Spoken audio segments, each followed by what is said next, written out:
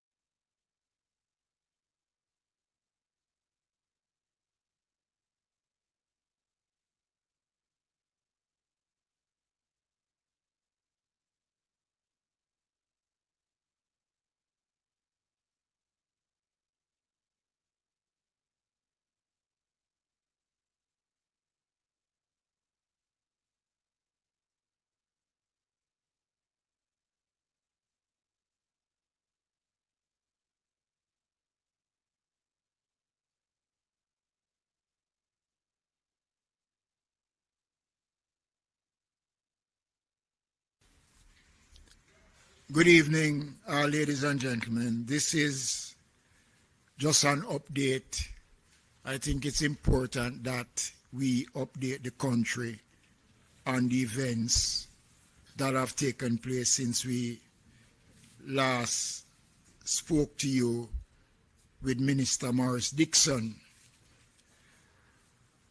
I am going to invite, first of all, Ron Brown from the Meteorological Service to give an update as to the present system and what is taking place so that Jamaicans, those who are listening and watching, will have a greater appreciation of what has taken place since this morning and what is to happen thereafter.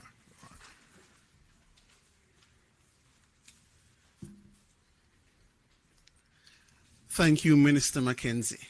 Now, at 12 p.m. this afternoon, Hurricane Melissa made landfall across Jamaica near New Hope in Westmoreland. And at 4 p.m., the center of Hurricane Melissa was located near latitude 18.5 degrees north, 77.7 degrees west, or about 15 miles east of Montego Bay.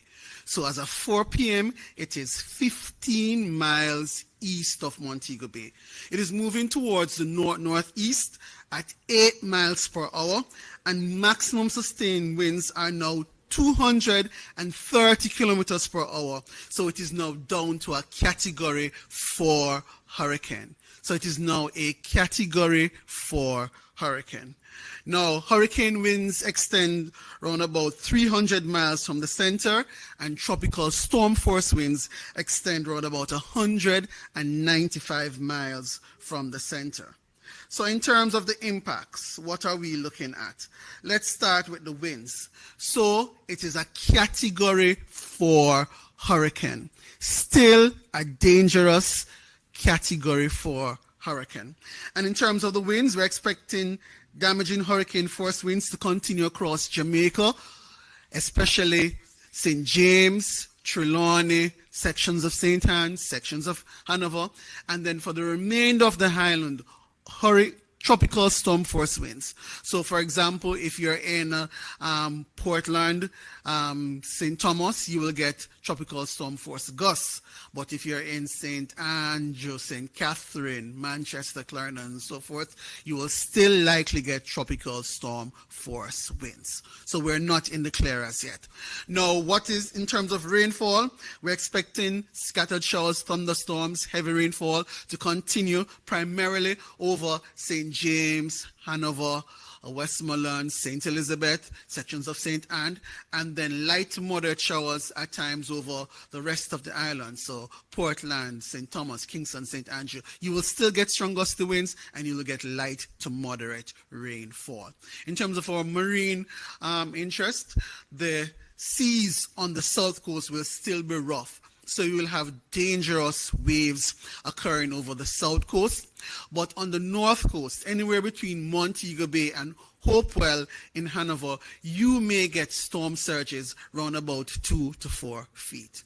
So in terms of the briefing, that is it at this moment in time. Minister, over to you, sir. Well, I'm going to follow suit with Minister Morris Dixon. Is there any questions, Ron, at this time?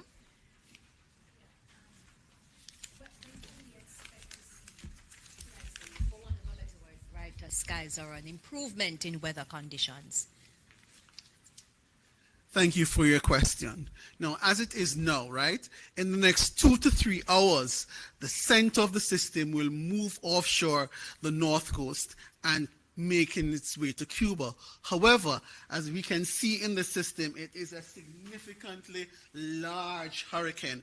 And even as it moves off, the eye wall will follow behind it, and then the spiral bands will also follow behind it. So tonight into tomorrow, we still will be getting heavy rainfall, and we still get strong gusty winds, storm force at times. Thank you.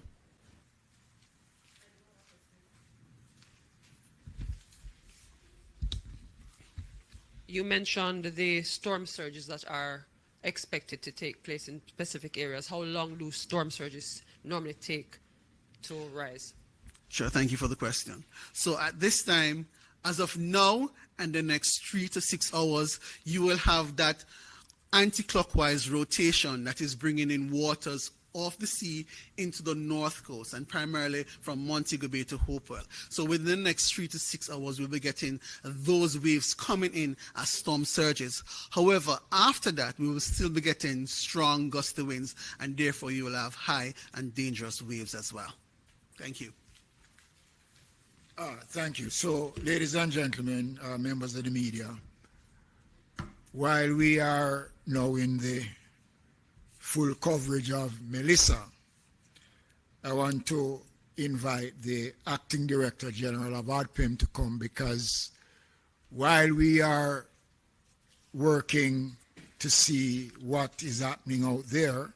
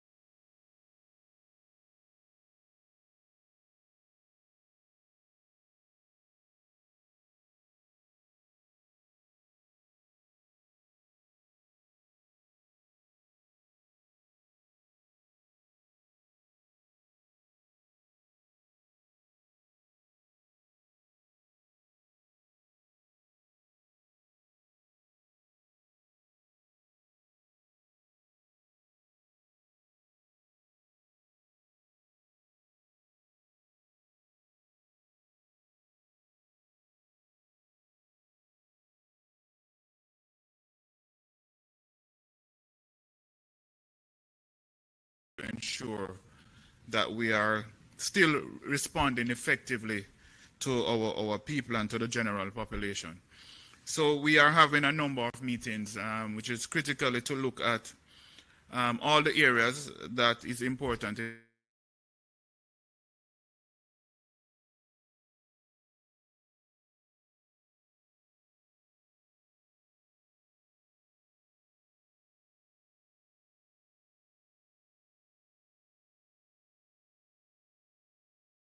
So we have within the NEOC what is called a logistics cell, which is a very large grouping of individuals which is brought together to look at all these areas in looking at the JDF, customs, airport authorities, and all those areas to ensure that whenever we are getting in supplies coming into country, and we know that we will have a lot of commitment coming from overseas, we will have enough hands on board and a very well put together plan to ensure that when supplies are in country that they are not backing up on the ports. So we'll have forward positions at our main airports and our main seaports to ensure that as the goods come in, that they're off the ports. One of the things that can stall your relief distribution is when your goods come in and they tend to end up in a bottleneck at the port. So we are putting together those operations. We are having those meetings as we go along to ensure that that process is seamless, where every player in that cell have a critical understanding as to what their roles and functions are and how they will influence the entire process going forward. There's another cell that is very active, and that cell continue to meet as well to put together the requirements around damage assessment. Damage assessment is that component that will influence our needs and also determine what we consider to be prioritization. So we will be looking at the comprehensive aspect of damage assessment that in terms will determine how best we handle our relief supplies and to ensure that the goods that we have are getting to the needed population in the shortest possible time, because we understand that in a crisis that needs is critical, where the time that we have to respond is a very short window, because people out there are in need and after going through this kind of stressful situation. So we continue to do the planning to ensure that we can continue to respond effectively to our population, and we continue to ensure that whatever we're doing on this side is always to the betterment of our people. Thank you very much.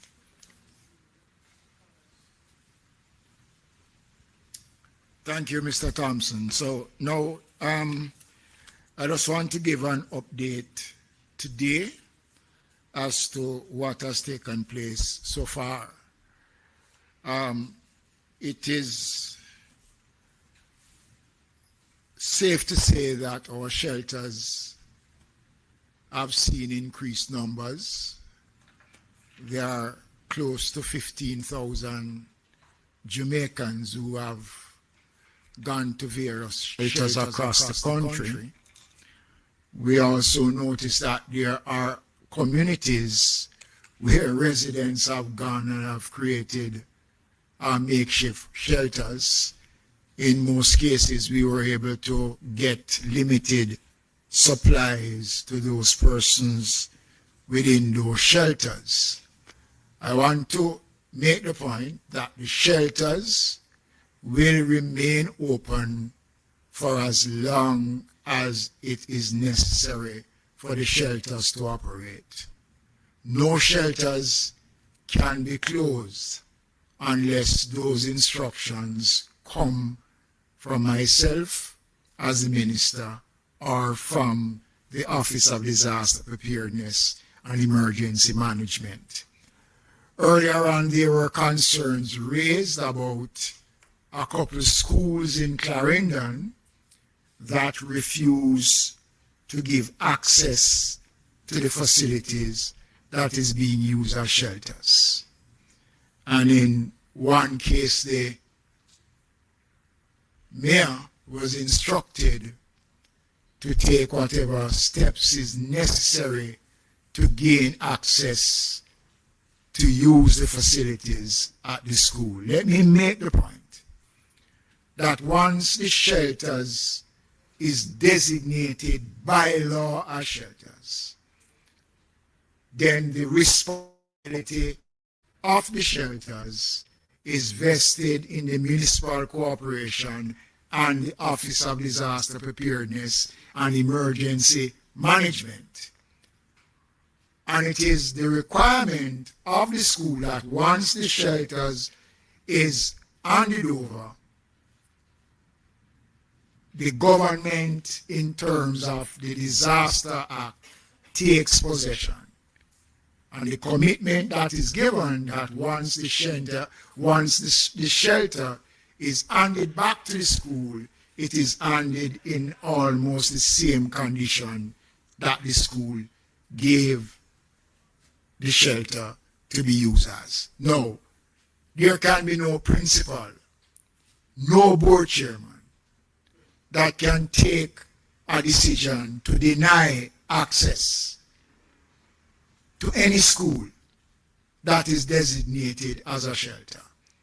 and I've spoken to the Minister of Education, and we will ask for an investigation in the matter to ensure that there is no repeat of such an incident that has taken place. And it is something I condemn, and it is something that is not supported by the government. And I want to commend Mayor Joel Williams for the stance that he has taken and for bringing it to public attention.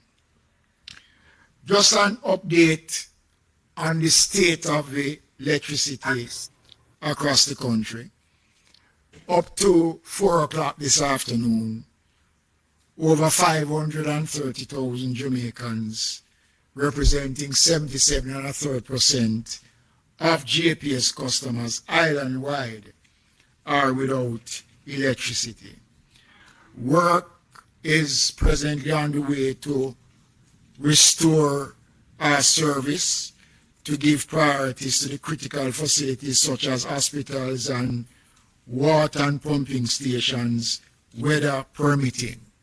Fortunately for persons in St. Thomas and sections of Kingston and St. Andrew, they currently have electricity in certain sections of these two parishes that I've just outlined. We want to look at some incidents that have taken place across the island. In Falmouth, the Falmouth Hospital was affected by storm surge and high water level in surrounding areas. We also see the Noel Homes and the Cornwall Regional Hospital has been impacted by flooding and strong winds with structural damage. The Black River Hospital in St. Elizabeth is without power and section of the roof is damaged. The Ministry of Health and Wellness is conducting an evaluation of the situation, and 75 patients were removed from that hospital to safety. Block roads right across the country. Almost every parish is experiencing block road, fallen trees, utility poles, and excess flooding in many communities. Anian Town, Alley, Seven Rivers in St. James are experiencing flooded bridges, and I guess by the time we have a next update, there'll be more bridges across the country, and the Prime Minister did speak to that yesterday about the question of bridges.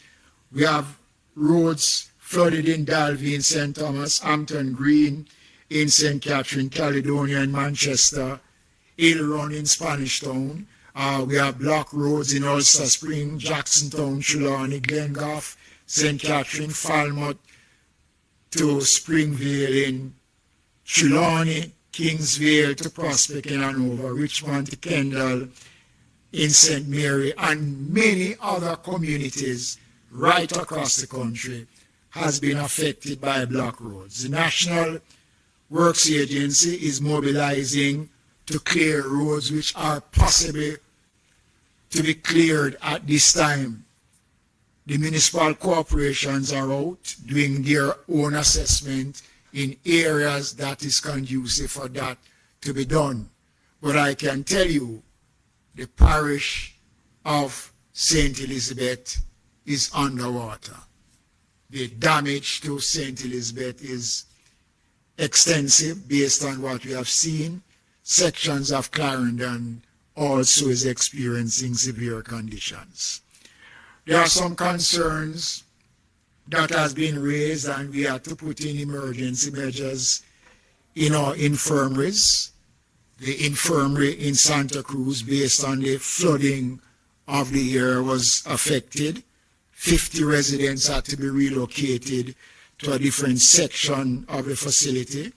The fire brigade station in Santa Cruz was flooded out because of excessive flood waters. And the Ministry of Local Government, through the Board of Supervision, has been monitoring all infirmaries across the country to ensure that our residents in these infirmaries are in good condition. the communication system is holding up in some areas, but in some parishes, the systems are down because of the intensity of the weather system that is presently taking place. Ladies and gentlemen, Mr. Brown told you that the system is still with us. We have reports coming out of Black River of a number of families being trapped in their homes. And it was difficult for the rescue team to get there. We are getting stories, and I don't want to say it publicly before we can confirm it, that there may be a situation that we don't want to happen, but I'm not prepared to say that until we get the full details. But I know at least 3 families were marooned at home and was having difficulty because persons to undertake the rescue could not venture out at the time because of the conditions that exist. And we are hoping and praying that the situation will ease so that some attempts can be made to get to those persons. Just want to advise the public, fallen trees, fallen electrical poles and lines, urging people to stay away. Do not make contact with fallen wires anywhere at all. It is in everybody's interest, especially in the parishes where the system is cooling down, not to take this for granted. We're still not out of the woods. And as soon as the situation presents itself, the team will be out on the road to start the assessment and to make available to the various communities the necessary relief supplies that is required to start the recovery process. We are on standby. Everything is ready. We are just waiting for the system to pass and for some level of calm to come back to the system. Jamaica has gone through what I can call one of its worst periods. Our infrastructure has been severely compromised. St. Elizabeth is the breadbasket of the country, and that has taken a beating. The entire Jamaica has felt the brunt of Melissa. So this is just an update as to what has taken place so far, and I am hoping that by tomorrow we'll be able to give a much more detailed update and to be more specific with some of the information that we are providing. Thank you. So I'm hoping if there are any questions. Zara Burton, representing Reuters. Question, please, Minister. Can you talk about the families that were marooned a little bit more? There were different posts. I remember there was one in particular where I saw Mountainside, I believe it was, I want to say it was St. Elizabeth, and I was trying to help the person to contact somebody here at ODPEM to get help. Can you at least let us know, because I got an update on Twitter from somebody else saying it looks like they may be getting help. Did they actually get help? That one. As I said before, it was 4 babies. The rescue team made an attempt. They made an Right, and based on the attempt that was made, some assistance was offered, but I can't give the full details because, as I said before, this happened in the middle of the system, which would have made it impossible. It would have put the lives of those who would have attempted the rescue. But based on the information that we are gathering, is that that family has been taken care of. It has been taken, Yes, that yes, family, yes, meaning yes. that they were rescued. Right. Yes. Okay, all right. So you're talking about the other ones that were marooned. There were some others that were not Right, helped. which was not possible for help to reach them. And we have to understand, and I want the public to understand, that it is going to be difficult during the passage of Melissa today, when the parish of St. Elizabeth was under severe pressure with water as high as my waist. It made rescue impossible. Roofs were flying off right across. So, we are hoping for the best for those persons. And included in one of those homes was a firefighter who went to offer assistance and got caught and could not get out. So we are hoping for the best. And as I said before, we are waiting on the thing to settle before we can speak more wholesomely to what has taken place. Okay, any deaths so far I reported? I cannot speak about that now because I've not gotten anything official to say that there are deaths. Let us hope that there are none so far. Okay, any damage assessment at this point preliminarily? It is not possible to do any assessment at all on damage because nobody right now can go to do any assessment. As I said earlier on, once we are given the window of opportunity, then our first priority is to get relief supply to the hundreds of Jamaicans, the thousands of Jamaicans who at this time do not know what their fate is. That is our first priority, is to get relief supplies to those who are in need, and then the assessment will come after. Relief supplies, I know this morning there was an announcement about the 30th of October, this Thursday being the date that Norman Manley International Airport would be able maybe to accept flights in for relief. Is that still on track? I can only speak from this platform that the Office of Disaster Preparedness and the Ministry of Labor and Social Security has food packages which are ready. Once the window is open, we will move. Mr. Thompson just spoke to the measures, the discussions that we've been having in meetings, making preparations to deal with those items that are coming in. Minister Vaz is not here, but all our airports are closed, and until we are given the go-ahead before the airports can be reopened.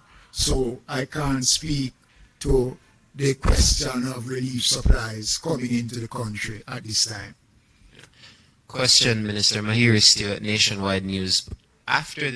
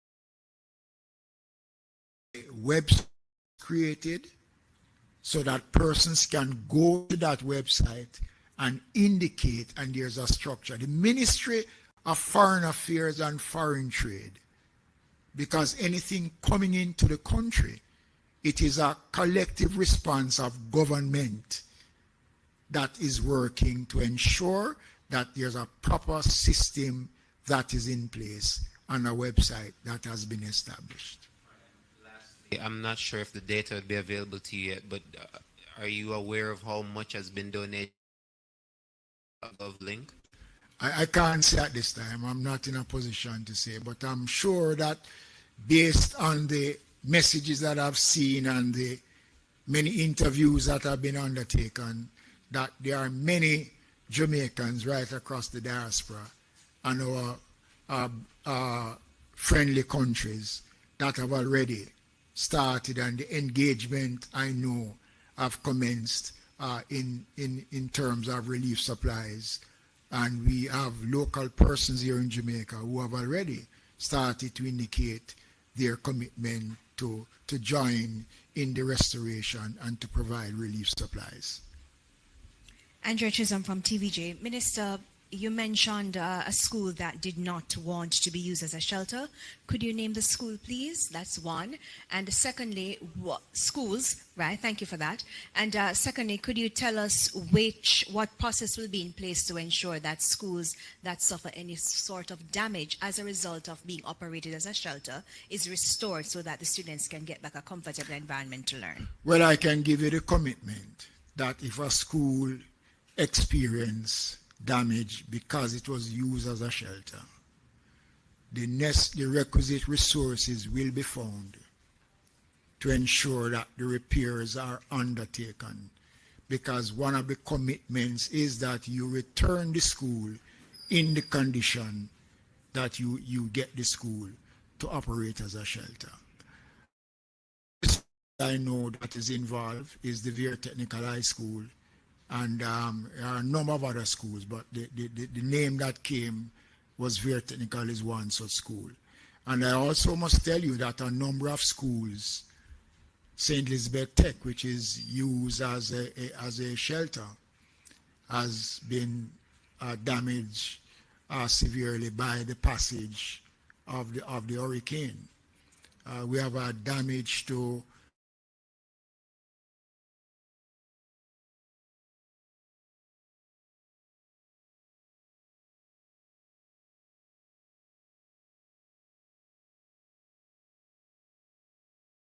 but the schools, I am giving that commitment that whatever is done, the schools will be ready to be reopened once we can identify that that was caused because of persons who use the facility during the period. Twyla Whelan, Jamaica Information Service. Minister, we have been seeing some instances of the circulation of fake news, misinformation. I'm kindly asking for an appeal to the public to be very careful about the news sources and what they're sharing, because especially international media may not be able to tell the difference. And we've seen some publishings that are just incorrect. You know, I've been talking about the misinformation for more than 5 days now. Almost, I think today is the only day I didn't speak about the misinformation. It is real, and it can affect the reputation of the country, and it can also divert persons who are willing to give. They might be giving to account. And I believe that persons who are giving assistance to the government must use the official support jamaica.gov.jm, support jamaica.gov.jm. There is no other website that has been established for funds or any kind of support. And I want to urge those who are sitting in their little corners and trying to deprive the country of the full benefit of those who are willing to give, to put aside their greed and consider the plight of the thousands of Jamaicans tonight who don't have a roof over their head, who don't know where they're going to get the next meal to eat, to have some conscience and remember that a lot of women are out there suffering, mothers, they are fathers too. So I want to echo your appeal by asking persons to stick to the official organization, which is the ODPEM, our website, the Office of the Prime Minister, the Ministry of Local Government. No other entity is authorized to collect donations, whether cash or kind, on behalf of the government of Jamaica.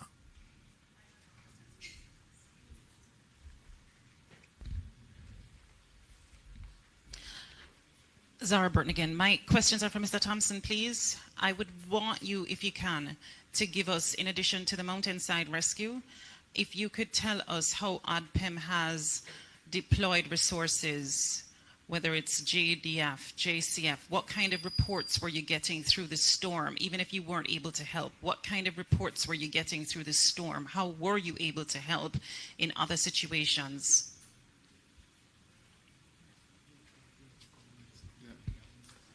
So information has been coming into the command center. When they come in the height of the storm, sometimes there's very little that we can do in terms of search and rescue. You've heard Minister echo that on many occasions in terms of persons moving early where they can, because it is very difficult for our emergency first responders to get to persons in the height of the storm, like some of the incident that we have received. But there was one incident night before last night that we got the information coming in. We sent out a team to assist to move an elderly couple to the shelter. We got information where the fire brigade was doing search and rescue in Mandeville as well. Minister spoke to another one where a firefighter got caught up as well.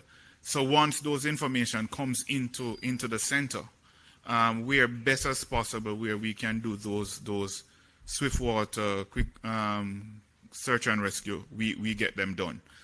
There is that communication channel. Once we get that information, all those are actioned. But there are times when it has to be a hold because you just can't put person out there. Helicopters can't fly in this kind of weather. Coast Guard can't sail in this kind of weather. So we just have to accept that that's how it goes. And then once there is clearance and we have to go, we go and we do our rescue operation.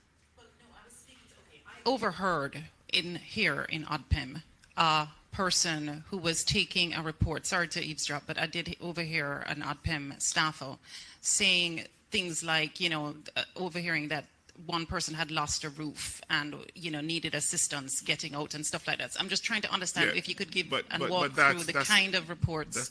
So what I'm saying, once the reports will come in, we log those reports.